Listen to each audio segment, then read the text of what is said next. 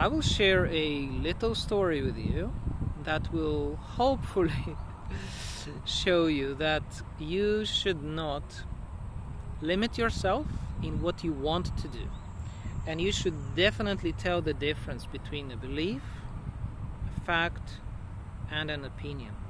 Okay? And so my story that I'm gonna tell you is this. I started recording these videos very recently, and I'm already, well, today I'm 36 years old, and yeah, this is my birthday. So you see, and I've been always interested in what people call personal development, and yeah, I don't really like even the words that, because they have this aura of crazy people, you know, and people who are like far away from the reality. Anyway, self-help junkies. Yeah, that's what. So, what limited me before were beliefs. Beliefs about that. Number one, what I know is self-help mumbo jumbo. You know, it's not practical, it's not real, it's not scientific, although I cared a lot about scientific approaches to whatever I learn and do. And then something happened. So I'm recording this video in 2022, and this is the year when there is a war between Ukraine and Russia.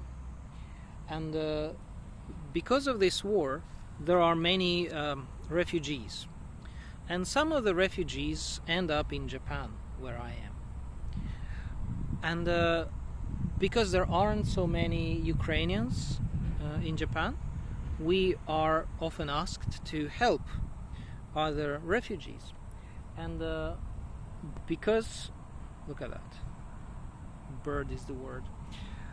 Because of that, I was also asked to go and help some Ukrainian students, school students, who joined Japanese schools. And I had 10 years experience teaching kids, so I was like, yeah, sure, why not? And then I realized that actually I don't have official, I don't have any credentials, I don't have any experience or knowledge or training how to actually help people who had to, let's say, run away from their homes, you know, who, yeah, let's do that, who maybe lost their homes, who are separated from their families, and so on.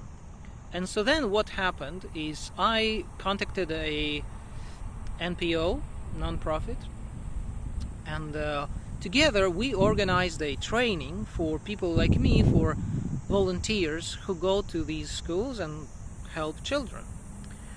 And then what happened is that, why is it not afraid of me? This is the scary part. Anyway,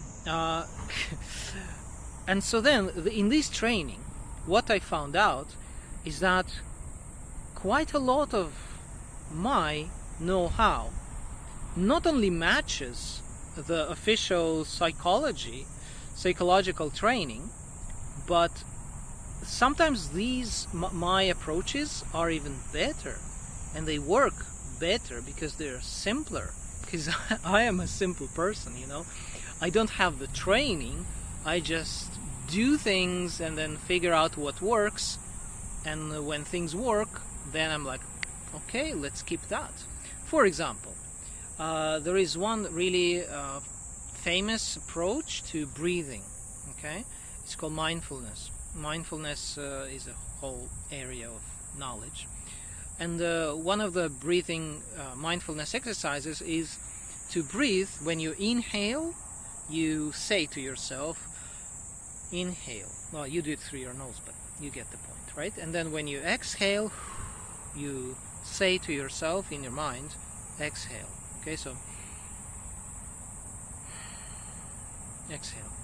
Okay, and it's good. It works really well. But here's the thing. For some reason, this technique is recommended, and similar techniques are recommended when you have stress. And I've had really stressful situations in my life when your heart is pounding, you're like, oh my god, oh my god, oh my god, like fight or flight, right? And so then you can't calm down, you don't have enough time to like, okay, let's take it slowly, let's relax, let's have a breathing exercise. No, it doesn't work. Yeah, at least for me it doesn't work. It's like, motherfucker, have to do something. And what works for me is one deep breath. Well, if one is not enough, then you do 2 and 3 and 4. And this is not an exercise. This is ridiculously simple. You do big, deep breath, okay? And it works. It can stop panic. It can stop your fight or flight response.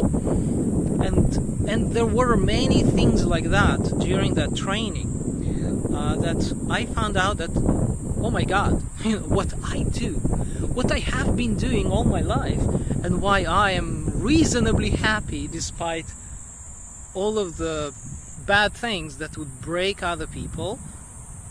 I am reasonably okay with things, you know. I am resilient. And I was like, oh my god, why? Well, because I do things differently. And then I realized that, well, maybe if what I know is good enough to compete with official, like legit, psychology tested, scientifically proven, worldwide recommended approaches, then maybe I know something, and maybe my approaches are at least as good as those things, you know. And so maybe I can share them with you. And yeah, so this is why I think that if you are wondering, you know, like, is Alex, you know, saying something good? Well, yeah, sometimes I might be wrong, but I'm just one of sources for you, I hope. And I hope that you will learn something from me. And most important is that you try it on yourself. Like, if I make a jacket and then you don't know if it's good, well, then try it on, you know, see how it works. If it's too big, then make it smaller. If it's too small, well, I don't know what you can do with the jacket. That's too small. But anyway, my point is that many of the things that I will tell you and many of the things that I will teach you are as good, or might be even better, because they're simpler than other things that you will hear in your life. And I've learned them over many years, and these approaches took me out of really deep places in my life, and deep and unpleasant places in my life, and helped me live through, I don't know how to explain this. It's like things that would definitely break other people. Yeah. So these things helped me bend and not break. And I hope that in this video and in other videos and all of my videos, their goal, the video's goal, is to help you bend and not break. Okay? So I will see you next time. I don't know if I needed to record this video, to be honest. Probably this will be like the least popular video. You will probably forget it very soon, but I thought I should share it. Anyway, I will see you next time.